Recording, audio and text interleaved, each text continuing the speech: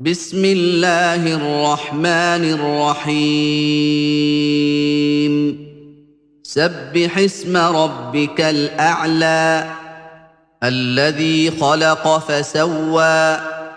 والذي قدر فهدى والذي أخرج المرعى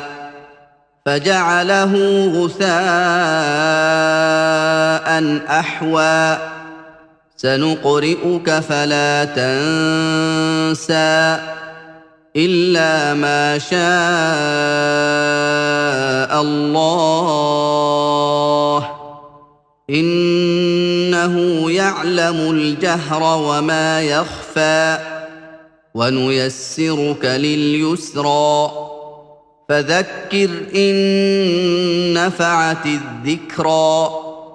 سيذكر من يخشى ويتجنبها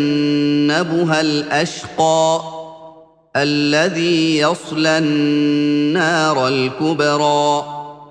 ثم لا يموت فيها ولا يحيا قد أفلح من تزكى وذكر اسم ربه فصلى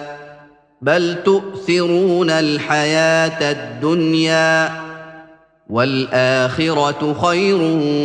وأبقى إن هذا لفي الصحف الأولى صحف إبراهيم وموسى